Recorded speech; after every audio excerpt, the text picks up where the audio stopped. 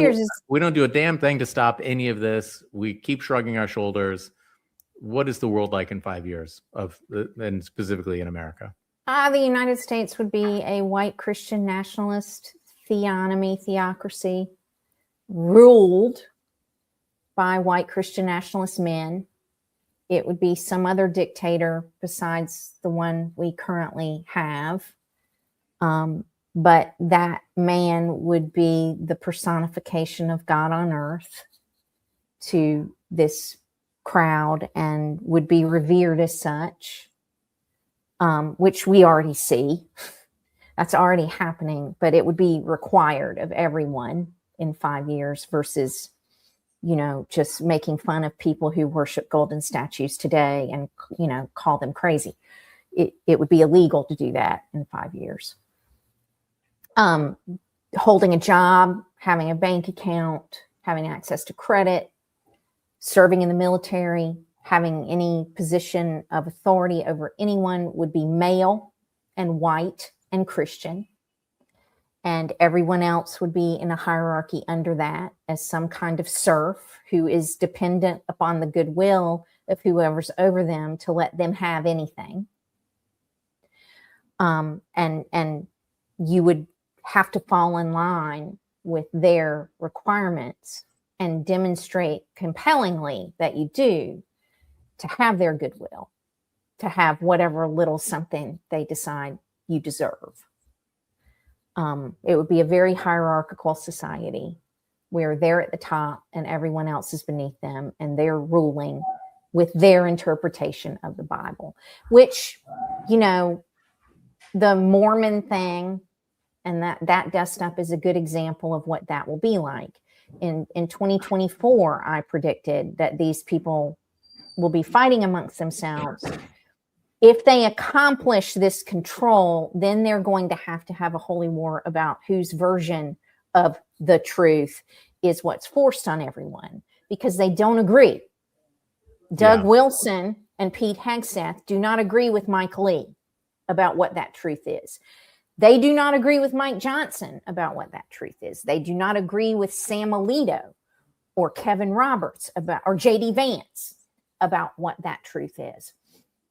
And so because all of them believe that they have the only truth and the other ones are wrong, they're going to have to fight about which version it gets forced on everyone before they can actually settle into that. So this dust up with Mike Lee is a little preview of that.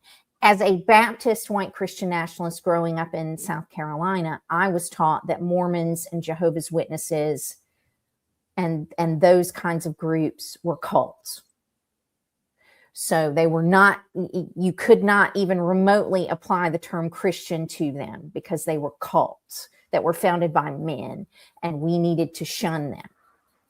So Pete Hegseth believes that about Mormons, which is why he could not countenance giving them a Christian label. So I think that everyone in the audience ought to think about this, because if we are become a Christian, so to speak, nation, right, a theocracy, we will be like Iran or like other countries in the Middle East. And how well is that going for them, right? The Islamic nations are not united. They're Sunni, they're Shia, and we have a war right now.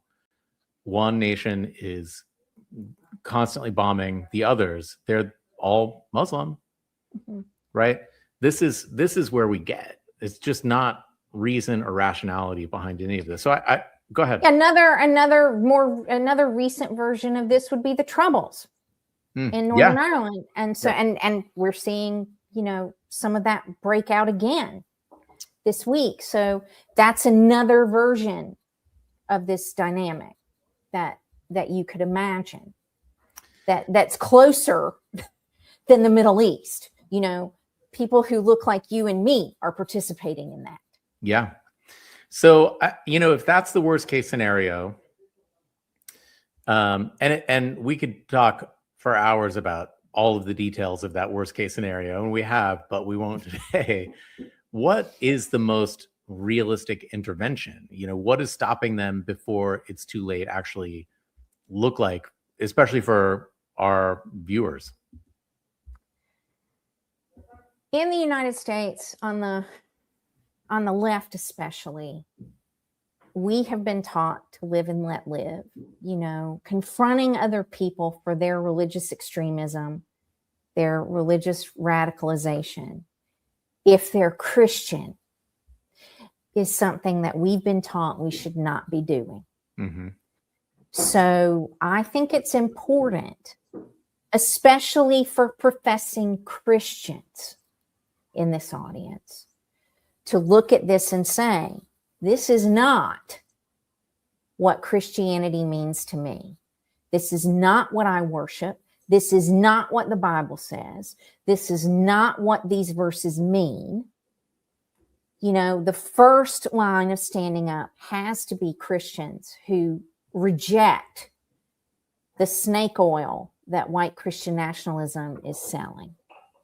And once they start doing that more, it gives the rest of us a template to follow, to start doing some of that. I mean, if I were in one of these hearings with Mark Wayne Mullen or Pete Hegseth, I would force them, like I said at the top, to read these verses aloud and say, help us understand what these mean. What does this mean? Tell us what it means. You're a professing Christian. You claim to have a deep and profound knowledge of this text.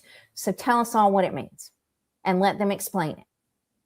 And then ask them, follow-up questions based on that. But we don't do that because historically we have been conditioned not to attack Christians for their beliefs and not to question them.